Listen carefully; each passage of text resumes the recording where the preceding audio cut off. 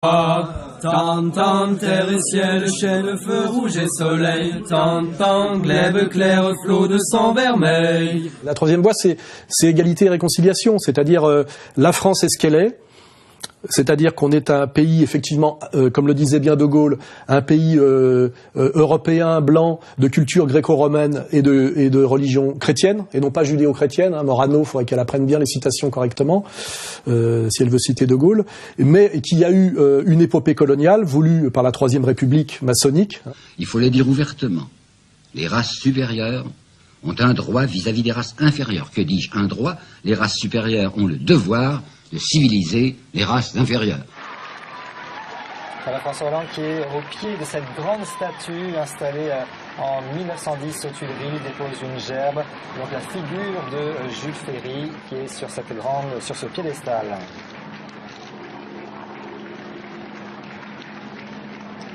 Ce processus de colonisation est un processus de francisation de gens qui ne l'avaient pas demandé. Et après, il y a eu la décolonisation avec l'immigration de nos anciens dominions coloniaux, ce qui crée la situation française actuelle. Donc elle n'est pas sortie du hasard et elle n'est pas totalement inexplicable. En revanche, ce qui est sûr, c'est que depuis, on va dire, le regroupement familial, les choix politiques par rapport au flux migratoire de nos dirigeants politiques sont complètement dysfonctionnels, absurdes et catastrophiques. C'est le devoir de la France. La France, où le droit d'asile fait partie intégrante de son âme, de sa chair. C'est l'histoire qui appelle cette responsabilité et cette humanité. Compte tenu de cette analyse, il va falloir travailler d'arrache-pied à quelque chose dont parle beaucoup Zemmour, mais sans aller jusqu'au bout, c'est-à-dire renouer avec l'assimilation, c'est-à-dire arriver à faire des Français d'origine immigrée et de confession musulmane qui sont sur notre territoire, arriver à en faire coûte que coûte des bons Français, c'est-à-dire que des gens qui aiment leur pays, c'est-à-dire qui aiment la France. Or, là, il y a tout un tas de choses à faire. C'est-à-dire que, comme je le dis, si ces jeunes personnes n'aiment pas la France, c'est qu'ils ont des tas de raisons de ne pas l'aimer. Et je ne pense pas que ce soit à cause de l'épopée coloniale, comment dirais-je, de la prise de la Smala d'Abdelkader. Aujourd'hui, on va assimiler ces gens à la France de qui? À la France de François Hollande, de Manuel Valls, de Bernard-Henri Lévy, de Jacques Attali? Je ne suis pas un radis, et personne n'est un radis, donc les racines, j'y crois pas du tout, quoi. Les racines, ça ne m'intéresse pas. Il n'y a pas de peuple plus nomade que le peuple juif. Il n'y a pas de peuple qui non plus n'a pas plus de racines que le peuple juif. On a des racines même quand on est nomade. Un pays, c'est un hôtel. Non, si c'était la France de De Gaulle, d'Éric Tabarly, de Bayard, de Duguay-Clin, de Saint-Louis, je pense que ça serait plus facile, même pour des musulmans.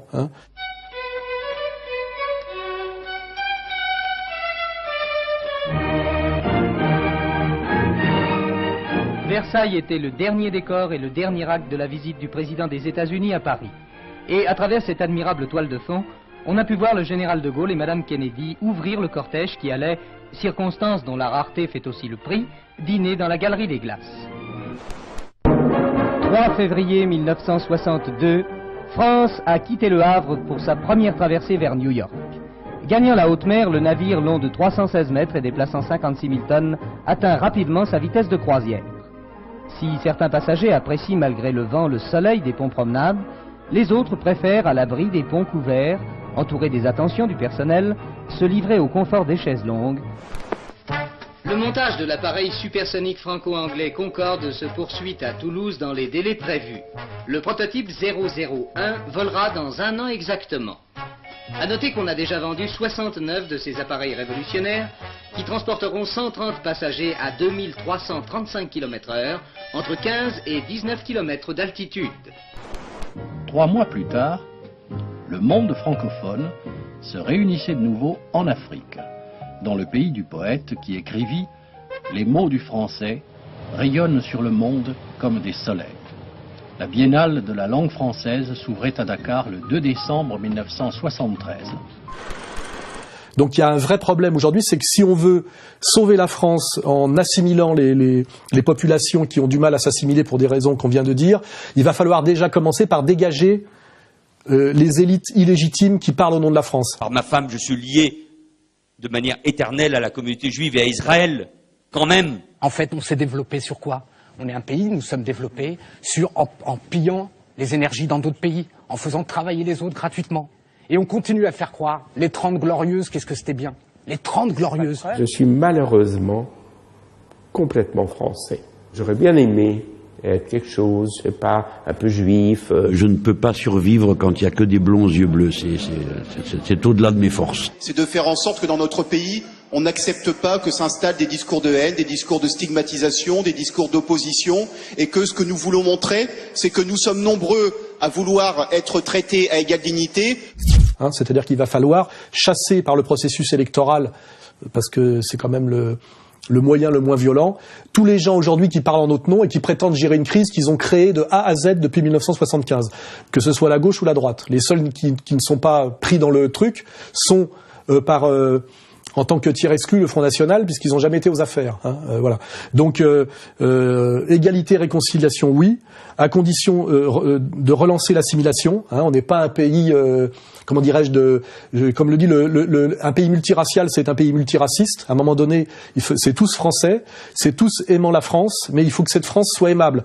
Or, cette France est détestable pour des tas de jeunes des banlieues, et pour les bobos de Bastille, elle n'est pas aimable non plus. Il y en a qui la détestent d'un côté, et de l'autre côté, ils ont du mal à l'aimer. Découvrir de nouveaux horizons, améliorer son anglais et doper sa carrière, échapper à l'impôt sur la fortune, ou encore créer son entreprise dans un pays prospère, les Français sont de plus en plus tentés et le phénomène a pris de l'ampleur.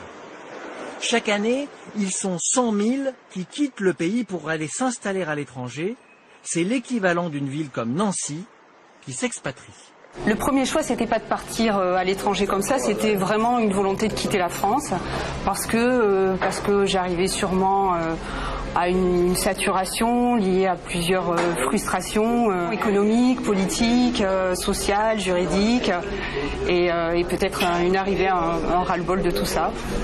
Quelle raison aurais-je, moi, si j'avais 20 ans, d'aimer la France de François Hollande, de Manuel Valls et de Hanouna, et même de Benzema, attention, qu'on ne pense pas que je cible particulièrement. Cette France-là n'est pas aimable. Alors pour y parvenir, tous les moyens sont bons. Dans cette course au buffeton, faut pas ralentir avant que tu puisses un jour t'amortir. T'imagines bien que dans mon 9-3, on sait y faire. Que ce soit dans le sport ou le terre-terre, dis-toi bien qu'on nique ta mère. La vie que j'ai, tu la connais par cœur, vu que c'est partout la même. Je baiserai la France jusqu'à ce qu'elle m'aime.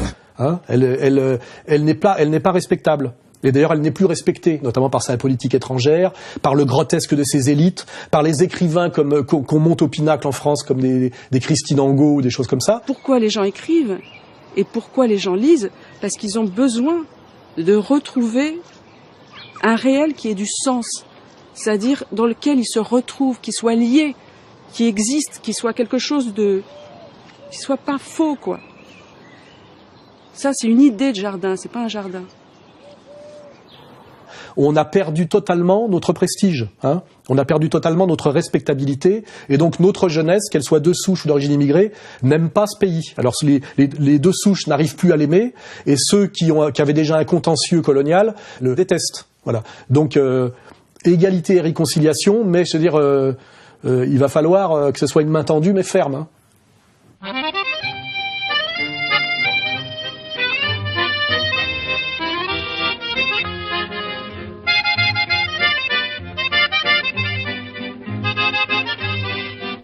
Bah oui, ça c'est intéressant parce que je crois que les socialistes, qui sont vraiment des gens de très courte vue, pensent qu'avec leur petit numéro où ils ont redécouvert hier la Marseillaise et le drapeau français et l'utilité de la police et de l'armée, alors que je vous signale qu'ils détruisent méthodiquement la police, l'armée et le drapeau année après année, pensent que ça va leur rapporter au régional, parce qu'effectivement, d'un seul coup, il y a la réconciliation nationale face à l'ennemi commun. C'est une vieille stratégie politique. Les yeux mouillés, les paroles rares, et là vous entendez donc une Marseillaise qui retentit. Les particuliers qui viennent maintenant, ils ne ressentent plus le besoin de se justifier sur l'achat du drapeau français comme auparavant. Quand ça va mal, en Israël, ils font ça chaque fois qu'il y a des élections, ils réenclenchent une petite opération sur Gaza. Chaque fois que Netanyahou pense qu'il est en baisse dans les sondages, il va faire assassiner au phosphore blanc quelques femmes et quelques enfants à Gaza. Donc ça a toujours marché, la solidarité face à un danger imminent. peut-être que François Hollande pense qu'il va, comme avec l'affaire Charlie, remonter un peu dans les sondages. Ce qui est possible, mais c'est très court. Or, comme les Français oublient très vite, et puis qu'il y a quand même des fondamentaux assez lourds, je pense que le vrai bénéficiaire de l'opération Super Charlie, l'opération Vendredi 13, comme dans la série de films Vendredi 13, là.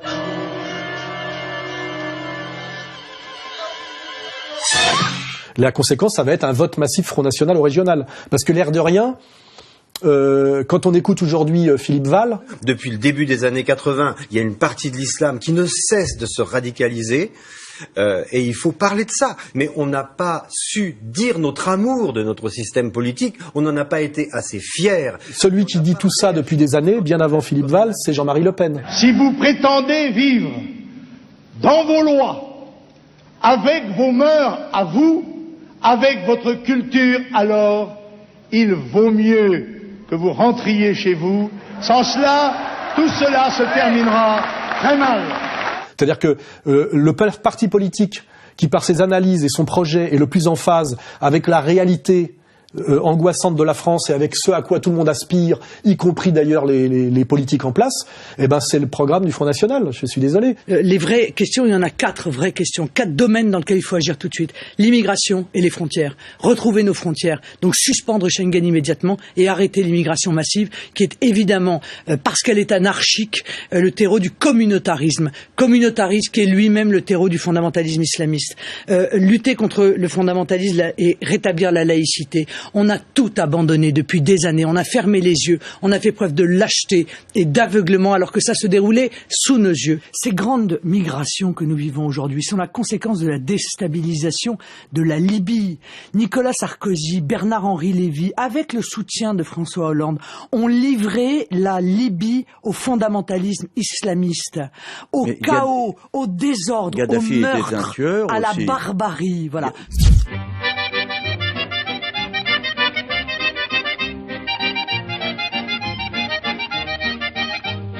Si je me dis si on veut vraiment que que l'oligarchie mondialiste bénéficie entièrement du truc, pourquoi aiderait-il le Front National? Alors on va dire c'est le vote Front National est un dégât collatéral d'une stratégie mondialiste qui peut pas tout intégrer, par définition. Je dis aux électeurs du Front National que je comprends leur colère, leur angoisse et leur sentiment d'abandon, mais que voter Front National conduira la région à une voie sans issue et au déclin définitif.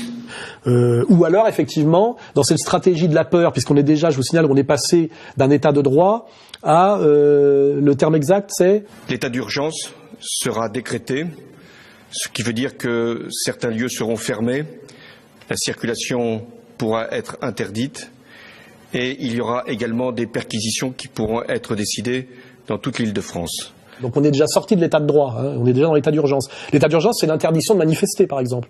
Je vous signale que s'il y a encore un événement du même ordre, on passe effectivement à la loi martiale, et là, les élections sont annulées. Donc on peut aussi penser, quand l'oligarchie mondialiste voit qu'elle n'arrive pas à freiner la montée du Front National, on peut aussi penser à créer une situation telle que les élections soient annulées. Je vous signale qu'entre 1939 et 1945, il n'y a pas eu d'élection. Ainsi, dans un avenir prochain, pourrait être allégé le poids des souffrances de notre pays, améliorer le sort de nos prisonniers, atténuer la charge des frais d'occupation. Cette collaboration doit être sincère. Cette politique est la mienne. Les ministres ne sont responsables que devant moi. C'est moi seul que l'histoire jugera.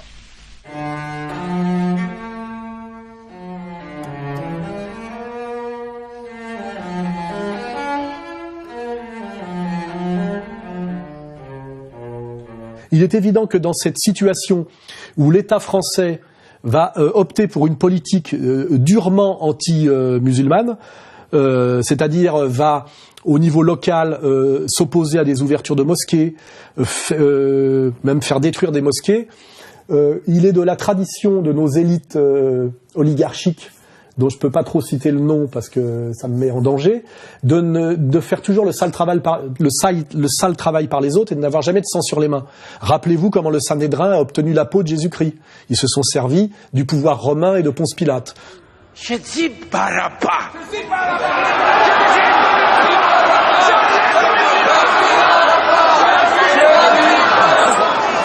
Ma en route. nie szłam carat. Jestem lew!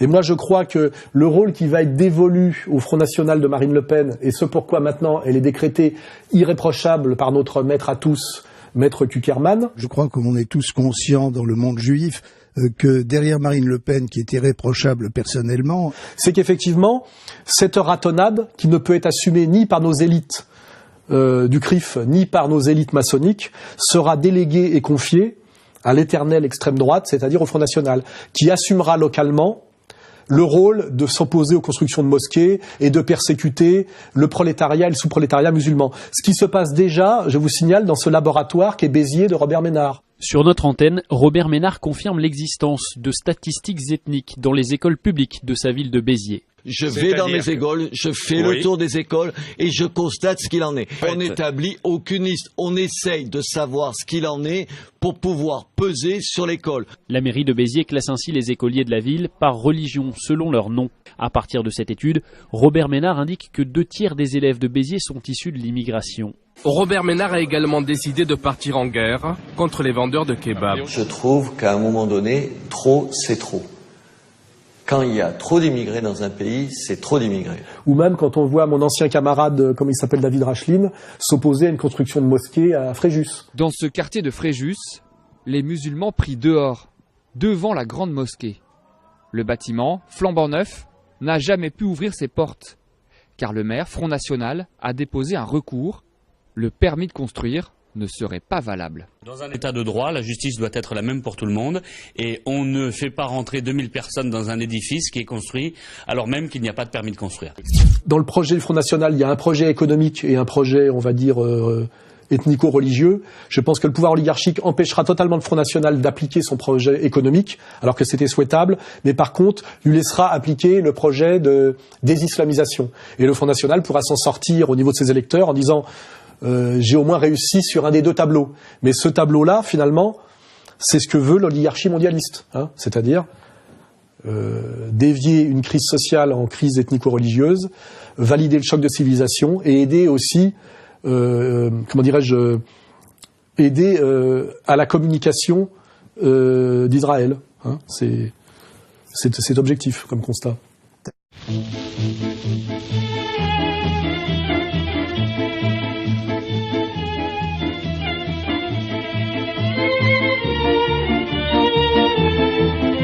Ce qui est tragique, c'est qu'au moment où je peux prétendre, que j'ai eu raison depuis 2003 sur l'enchaînement des événements, et au moment où je dirais la ligne égalité-réconciliation est la plus nécessaire, je subis étrangement, alors que ça devrait être la ligne même du gouvernement, de nos dirigeants, de nos intellectuels, je subis une persécution de plus en plus violente. Une persécution qui vient de l'extérieur, on va dire, c'est-à-dire signalement pour des commentaires ironiques sur Facebook qui ont été permis par la loi renseignement. Il faut comprendre pourquoi, à la limite, il peut y avoir des djihadistes dans les rues. C'est parce que les flics de la loi renseignement passent leur temps à traquer Dieudonné et moi sur Internet pour voir s'ils font pas des quenelles ou des plaisanteries. Donc pendant ce temps-là, on risque pas de trouver les caches, comment dirais-je, en Seine-Saint-Denis. Est-ce qu'ils vous ont parlé de l'attentat? L'attentat qui? Je vous l'ai dit, je connais personne. Est-ce que vous saviez pour le Bataclan? Ils m'ont dit qu'ils allaient s'éclater au Bataclan. Moi je leur ai dit bon concert. Que pouvez-vous dire à propos de la bombe? Je sais pas moi, ils m'ont demandé si je savais faire une bebon. Ouais, j'ai cru qu'ils voulaient aller à la piscine. Vous étiez pourtant au courant qu'ils venaient de Syrie? En Syrie, je croyais qu'ils parlaient de la voix de l'iPhone, moi. Donc je subis une persécution permanente. J'ai 2 procès par mois en moyenne. Tout ça pour du délit d'opinion, parce que je dis des vérités gênantes et que je propose des solutions qui sont des solutions de paix, comme Dieudonné, qui est en paix, dont visiblement le pouvoir ne veut pas. Les théories du complot, c'est une manière de diffuser le venin du racisme et beaucoup de l'antisémitisme, parce que souvent ça se termine par des histoires de complot sioniste international. Et par rapport à ça, il faut trouver les failles juridiques pour arriver à des poursuites. Sans toucher à la liberté d'expression. Oui. Moi, ce qui me frappe beaucoup, c'est que des Soral, des Dieudonné, des Panamza, ces gens qui dispensent une parole de haine. Si on les laisse faire, ce sont eux qui tiennent la place sur Internet et les réseaux sociaux, et ils le font, il faut le dire, avec un certain talent.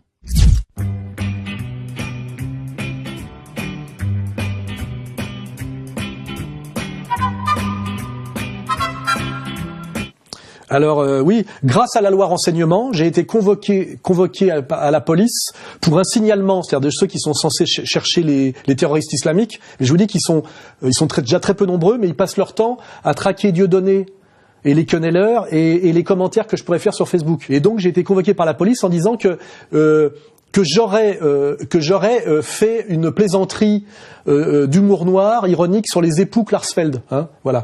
Et d'ailleurs, ils disent on l'a pas trouvé, mais des gens se sont plaints de ce commentaire qu'ils n'ont pas trouvé. Alors je dis vous l'avez pas trouvé parce qu'il n'existe pas. Ils disent oui, mais bon, des gens ont commenté le commentaire qui n'existe pas. Vous voyez, c'est un peu comme il y a d'autres sujets comme ça où on construit tout un monde sur quelque chose qu'on n'a jamais trouvé.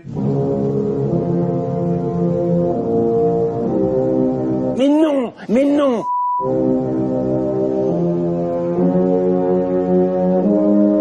C'est le début. Évidemment, je fais référence au corps du Christ ressuscité, pas à d'autres sujets sur lesquels il y a des lois qui m'enverraient directement en prison.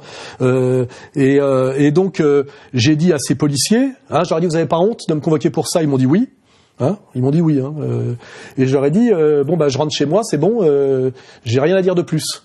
Alors normalement, ce dossier, comment dirais-je, cette enquête de police aurait dû être transmise à un juge d'instruction. Comme le délit n'est pas constitué, ça se serait arrêté là. Mais comme le politique le sait, et que M. Kuckerman a exigé depuis déjà 2 ans qu'on me mette en prison, ça a été transmis directement au parquet, et le parquet, en ce qu'on appelle citation directe, je crois, me fait un procès. Donc je vais me retrouver au tribunal pour apologie de crimes de guerre et de crimes contre l'humanité. J'ai pas dit que Al Nostra faisait du bon boulot, moi, parce qu'il paraîtrait, même si ce n'est pas, attesté, que j'aurais fait un commentaire ironique sur les époux Klarsfeld. Ce que je veux... Ça me titillait. Voilà où on en est en France. Je vous dis, je songe de plus en plus à demander l'asile politique à la Corée du Nord.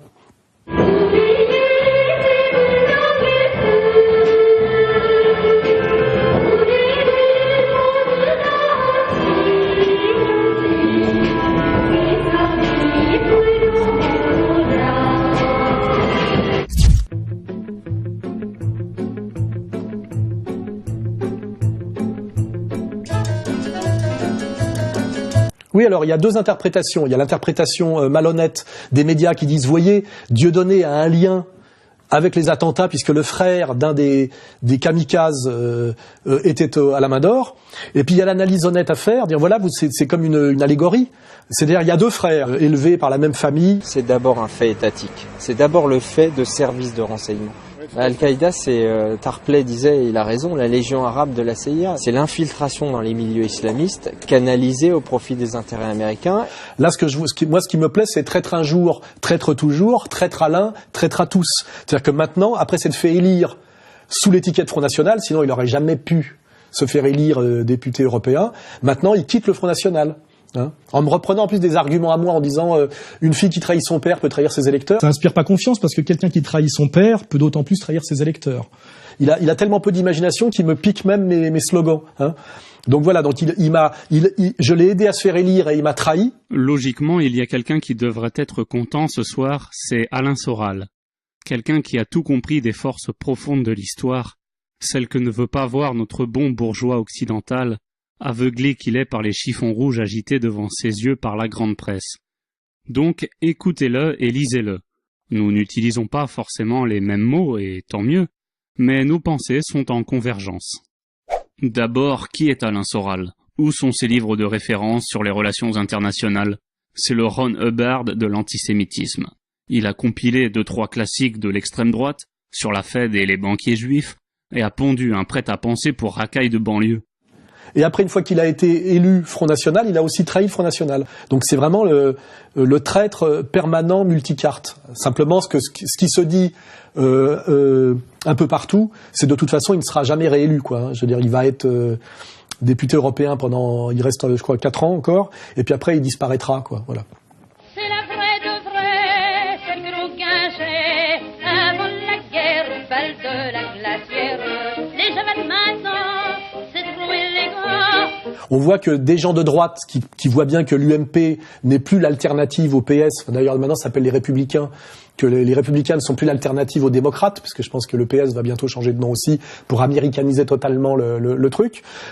Morano, qui ressemble un peu à Marine Le Pen, se dit pourquoi je me travestirais pas en Marine Le Pen pour essayer de capter des voix. Je distingue de ce qui est la menace aujourd'hui. La menace aujourd'hui, pardon, mais ce ne sont ni les chrétiens ni les juifs. La menace aujourd'hui, c'est ceux qui utilisent l'islam contre les religions et contre ceux qui ne sont pas des croyants. Alors elle se met sur la même ligne, ce qu'elle n'aurait jamais osé faire avant, au nom de l'arc républicain et des impératifs de l'arc républicain, sur l'antiracisme, etc. Là, elle y va gaiement. Mais alors, au lieu de sortir la phrase de De Gaulle, qui est, tu peux me la citer exactement ? Nous sommes avant tout un peuple européen de race blanche, de culture grecque et latine et de religion chrétienne. Donc, Madame Morano, vous voyez bien qu'il n'y a pas judéo-chrétien. Nous sommes un pays judéo-chrétien, le général de Gaulle le disait. Et pourquoi elle a dit judéo-chrétien ? Parce qu'elle s'est dit, si je dis judéo-chrétien, je serai couvert par le CRIF pour ma sortie raciste. Parce que c'est une sortie raciste qui va toucher les musulmans. Vous avez des quartiers où le nombre d'étrangers est supérieur au nombre de Français aujourd'hui. Et quand vous voyez, Léa Salamé, le nombre de personnes qui portent des voiles intégraux en France, même dans ma ville natale. Voilà, donc elle a fait une fausse citation de De Gaulle qui prouve pas qu'elle est du tout qu'elle n'est pas dans une position de courage politique pour s'opposer à la limite à l'islamisation de la France, mais elle est en train effectivement d'envoyer des petits signaux de soumission et d'allégeance au CRIF. Le nombre de personnes qui ont peur aujourd'hui d'aller à la synagogue en France, qui sont protégées aujourd'hui, je trouve ça extrêmement grave. On a besoin d'être dans cette cohésion nationale chez nous.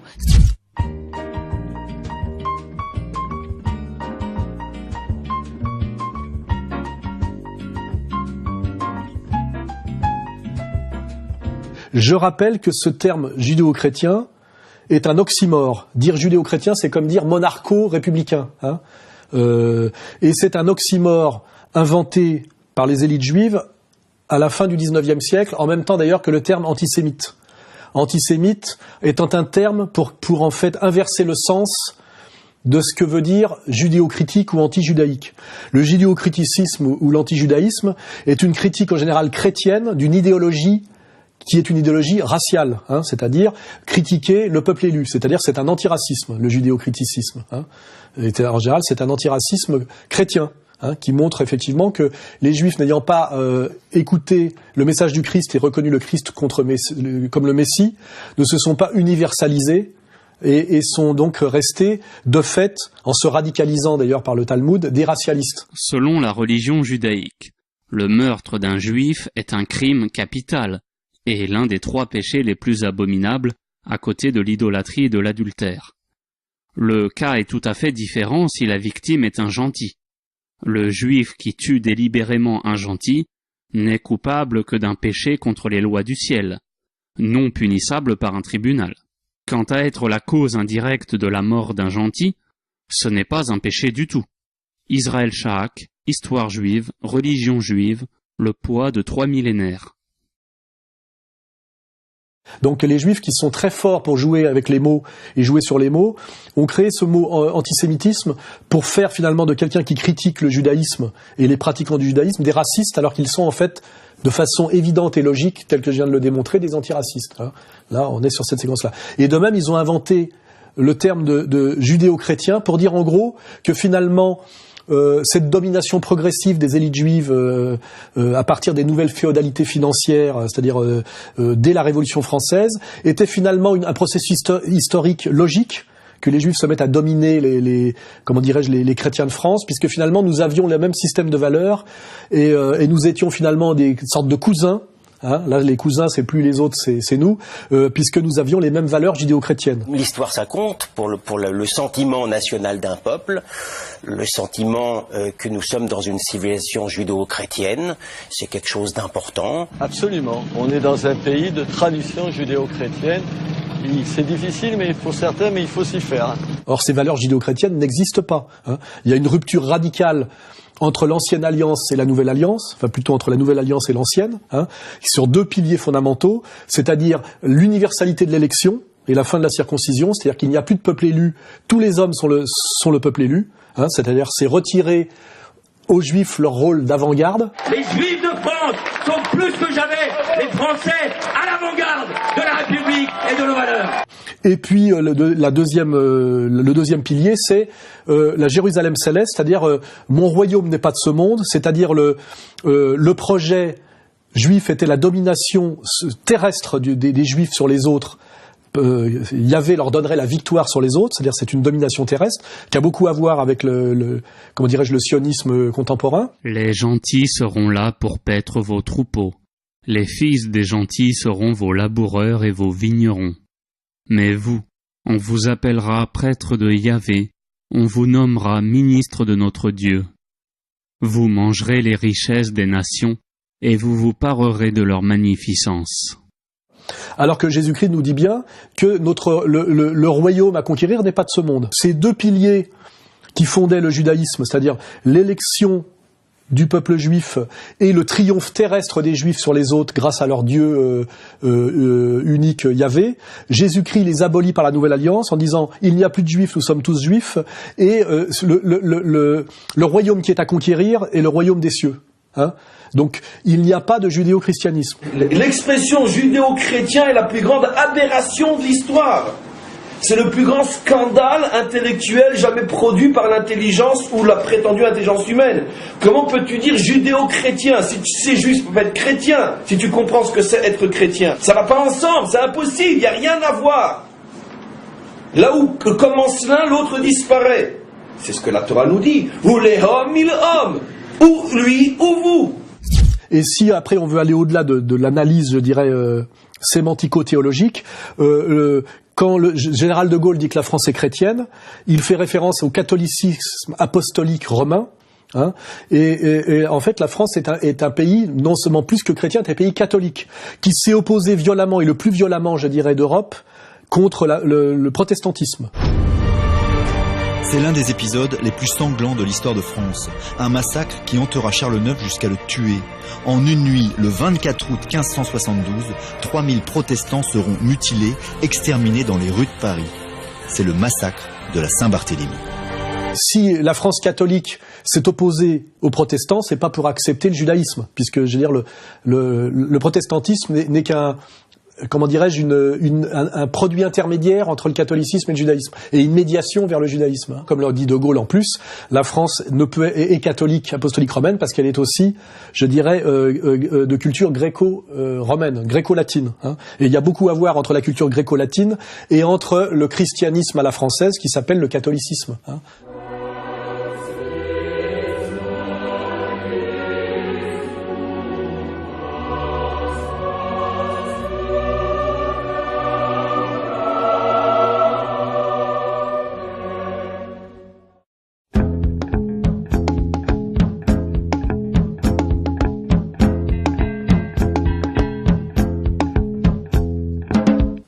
Oui, ce qui prouve bien que la France est comme dirait Valls, à l'avant-garde du sionisme international. Merde, quand même.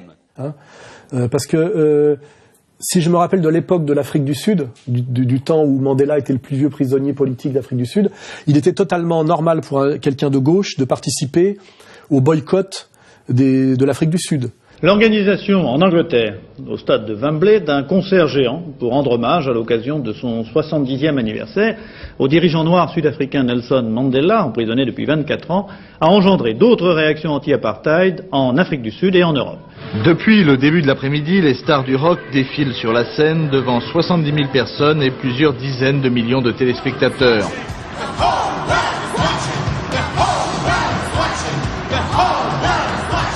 Or là, le BDS, il s'agit simplement de boycotter les produits qui sont produits en Cisjordanie occupée, hein, c'est-à-dire illégalement, compte tenu des résolutions de l'ONU. Or aujourd'hui, la même justice française qui me condamne systématiquement, et qu'on ne doit pas appeler la justice française, mais le parquet ou l'institution judiciaire, a déclaré en appel, hein, je crois, ou même en cassation, illégal, comment dirais-je, de recourir au boycott pour s'opposer à une politique condamné par l'ONU et condamné par les droits de l'homme et condamné par toutes les gauches possibles et imaginables. Ce qui veut bien dire que, comment dirais-je, l'avant-garde du sionisme international, c'est la France, et que le sionisme a soumis entièrement les institutions françaises à son pouvoir, et notamment, peut-être récemment, mais en tout cas sous l'ère Taubira, c'est très certain, et je le constate moi-même à mes dépens tout le temps comme Dieudonné, a soumis, comment dirais-je, la justice française aux intérêts israéliens. Nous condamnons toutes les campagnes de boycott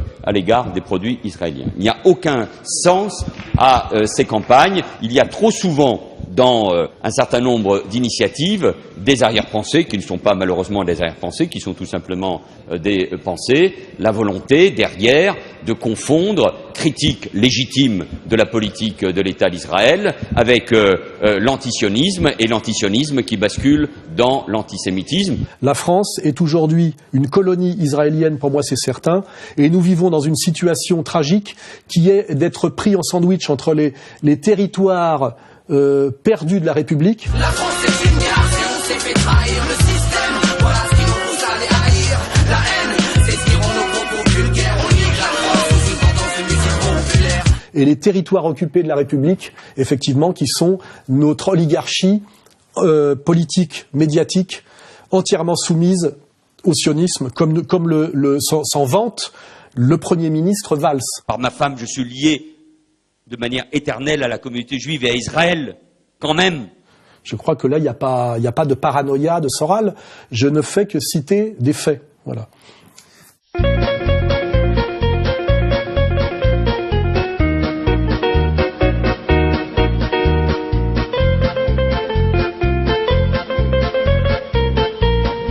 À un moment donné, des gens du voyage, ces espèces des gens du voyage, en fait, c'est-à-dire des gitans, des nomades qui malheureusement on peut appeler en termes de sociologie des nomades parasites, des nomades prédateurs, pour faire libérer un des leurs de prison, qui ne devait pas y être par hasard, ont décidé à un moment donné de s'en prendre à l'espace public et de pratiquer des saccages graves, et des désordres, des troubles à l'ordre public violents.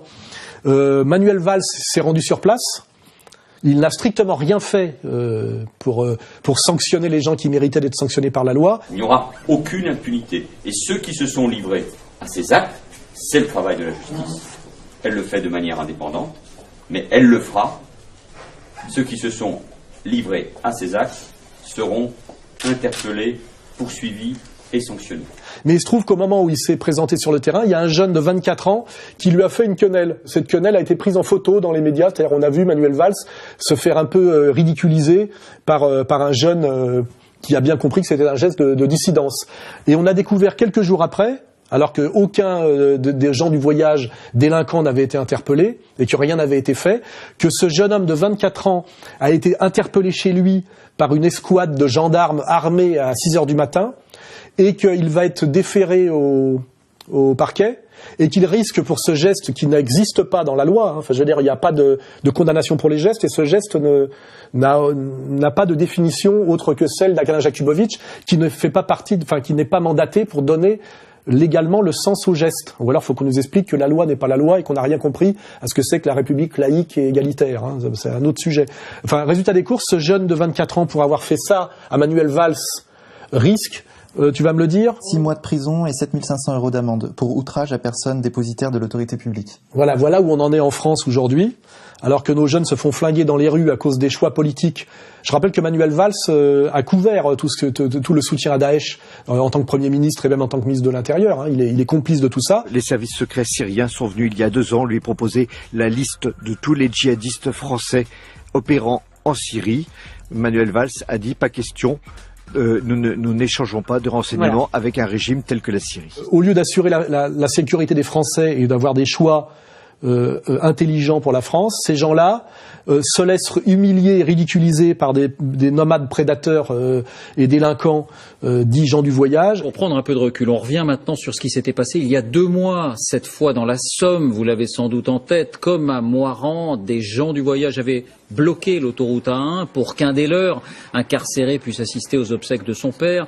La circulation avait été totalement interrompue pendant plusieurs heures. Les dégâts évalués à 1,5 million d'euros. Eh bien non, pour le moment, toujours aucune interpellation, aucune arrestation au moment des faits. Fin août, aucun flagrant délit. Et par contre, pour montrer qu'ils existent, vont aller envoyer au tribunal un petit gamin de 24 ans qui leur a fait ça. Voilà, on en est là en France aujourd'hui. Et je mets en garde ceux qui voudraient mettre en cause l'autorité de l'État. Parce que chaque fois que l'État a eu à intervenir, y compris dans la lutte contre le terrorisme, contre toutes les insécurités, l'État était là.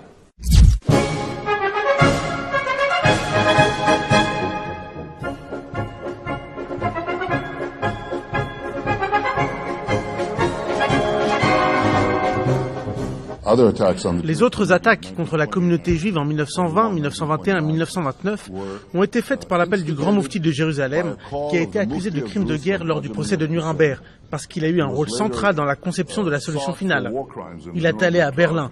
Hitler ne voulait pas exterminer les juifs pour l'instant, il voulait les déporter. Et le grand moufti a rencontré Hitler, il lui a dit que si les juifs sont déportés, ils vont venir en Palestine. Donc qu'est-ce que je dois faire d'eux? Et le grand moufti a dit, brûlez-les.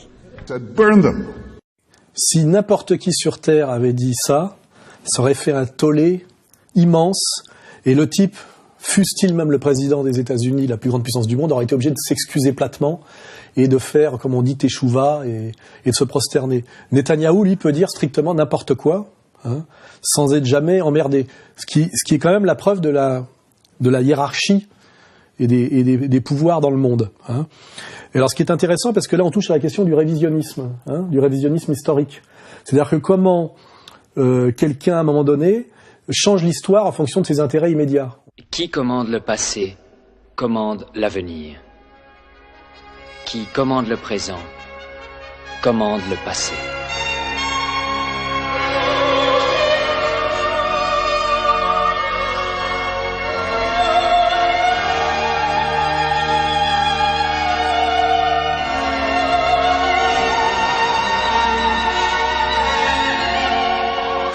Et là, on est dans donc quelqu'un qui a tout pouvoir et qui décide du jour au lendemain, alors qu'avant on nous expliquait que les Allemands étaient le peuple maudit pour avoir programmé l'extermination des Juifs. On parle d'ailleurs de génocide juif comme s'il y avait eu génocide, c'est-à-dire comme si les Juifs avaient été réduits à l'état des Indiens d'Amérique, hein, ce qui n'est pas tout à fait le cas, je crois quand même.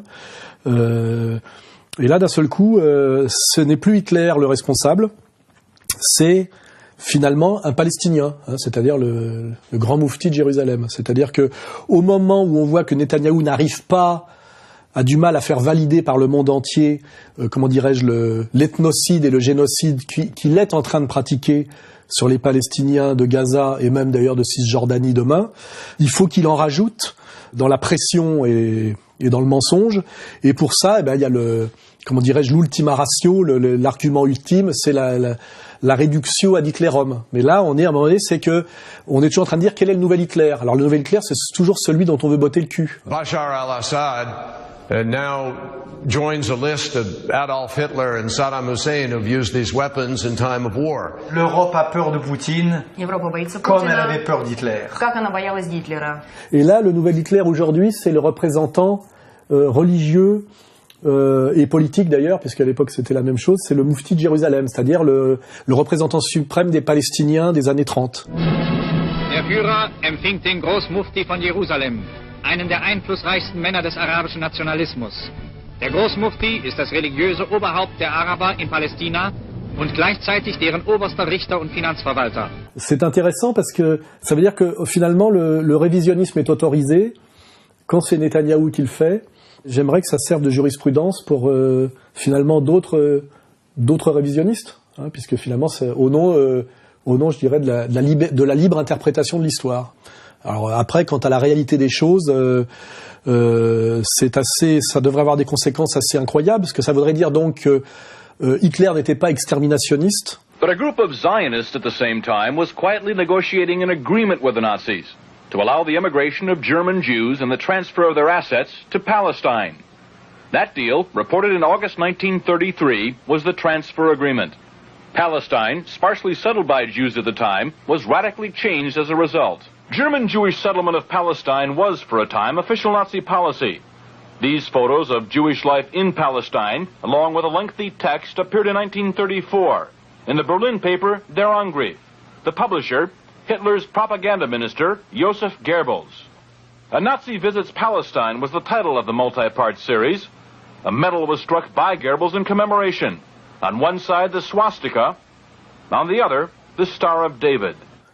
et donc que la thèse exterminationniste est fausse jusqu'en 1941, donc c'est tardivement puisque Hitler prend le pouvoir en 1933, et que donc il serait devenu exterminationniste, c'est-à-dire qu'il serait passé de la solution finale territoriale à la solution finale stricte, hein, c'est-à-dire du déplacement des Juifs à l'extermination des Juifs, simplement parce qu'à un moment donné, il aurait, sur le Conseil, ou pour obéir à quelqu'un qui n'était pas vraiment une puissance à l'époque, qui est le grand moufti de Jérusalem.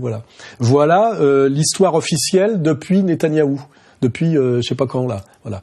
Donc méditons sur tout ça. Hein.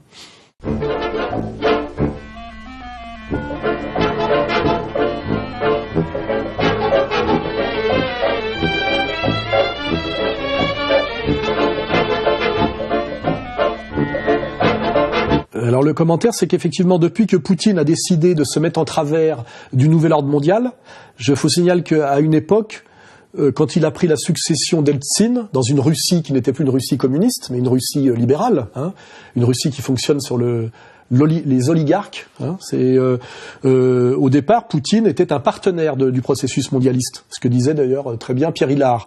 Et puis à un moment donné, comme il est quand même un patriote russe et qui voulait quand même reconstituer ce qui avait été détruit par l'effondrement de l'URSS et la trahison de Eltsine, il a simplement défendu les intérêts non seulement supérieurs mais vitaux de la Russie.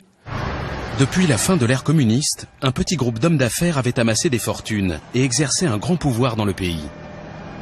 Ces oligarques n'hésitaient pas à influencer la politique du gouvernement à leur avantage. Dès le début de son mandat, Poutine va les prendre pour cible. Les oligarques vont cesser d'exister en tant que classe. Le combat contre la criminalité inclut la lutte contre la corruption. Par conséquent, il n'y aura plus d'oligarques. Nous ne voulons pas régler son compte à Saddam Hussein. La Charte des Nations Unies ne contient aucune disposition qui nous permettrait de changer le régime de tel ou tel pays, qu'on l'aime ou pas. La communauté internationale ne doit avoir qu'un seul objectif. Soit on a la preuve que l'Irak n'a pas d'armes de destruction massive, soit on les découvre et on les détruit. Et à ce moment-là, il faut faire comprendre aux Irakiens que leur intérêt est de coopérer davantage avec les inspecteurs. Bientôt, une banque de développement pour les BRICS. Les dirigeants des 5 pays émergents ont uni leurs voix pour créer une banque commune destinée à financer des infrastructures. Réunion au sommet à Durban, le Brésil, la Russie, l'Inde, la Chine et l'Afrique du Sud entendent ainsi contourner l'Occident et se passer de la Banque mondiale, du FMI et des agences de notation. La Russie va créer son propre système de paiement électronique comme alternative au système des géants américains Visa et Mastercard. C'est ce qu'a annoncé jeudi le président russe Vladimir Poutine. Visa et Mastercard ont arrêté vendredi dernier de fournir leurs services de paiement aux clients de plusieurs banques russes après l'annonce la veille de sanctions par Washington. Нам нужно в полном объеме запустить свой пластик в этом году.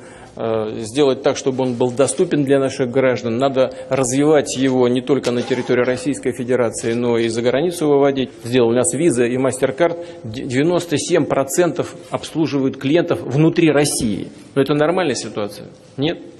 L'Union économique euro-asiatique, c'est le vaste espace que le président russe Vladimir Poutine rêve de voir concurrencer les États-Unis, l'Union européenne et la Chine.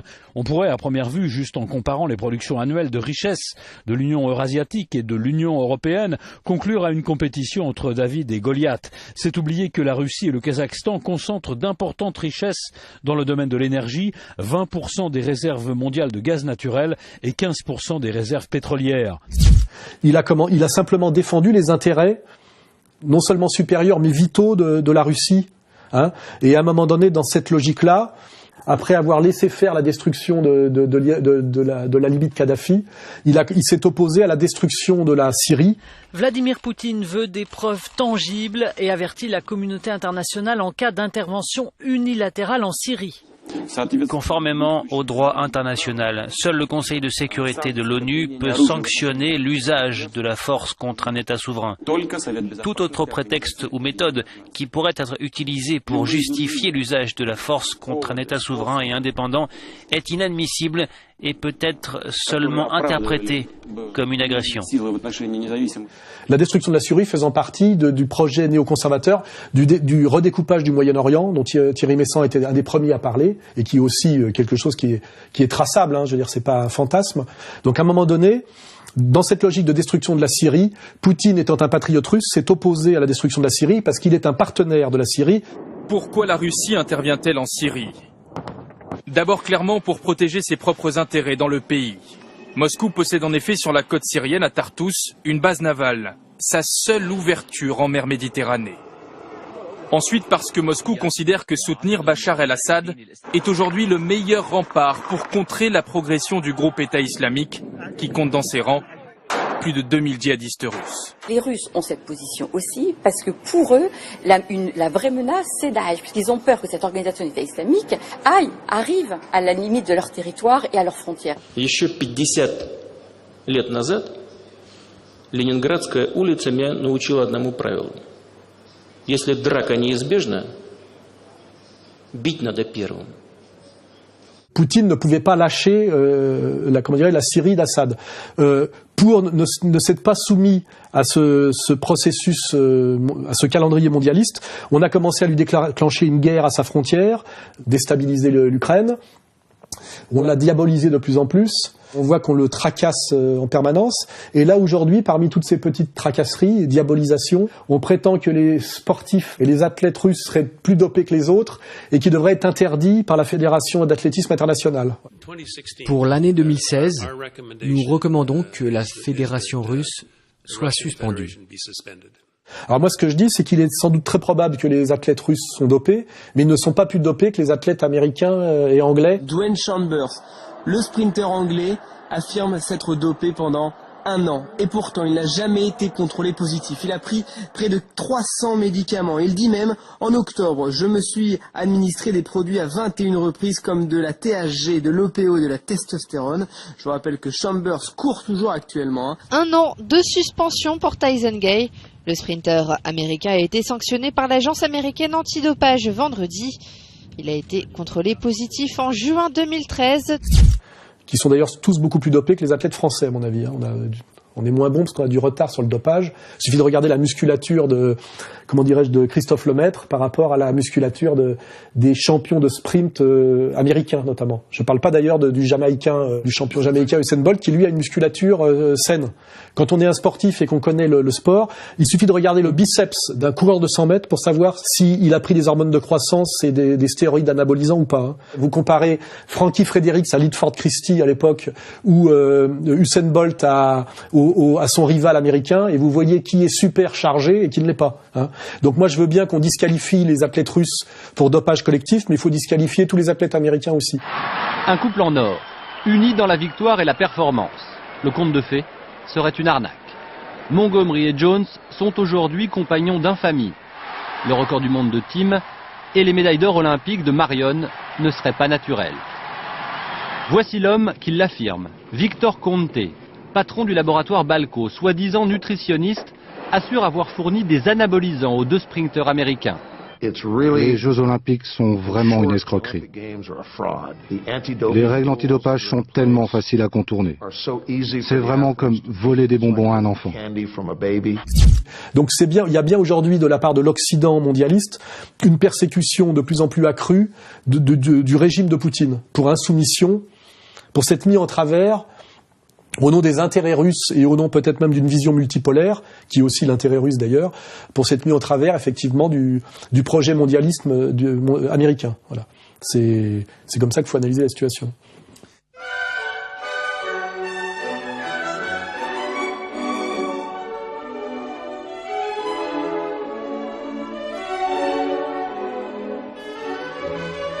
Ça pourrait être une date heureuse parce que c'était vraiment un ennemi de la France par tous les moyens, et un sale type.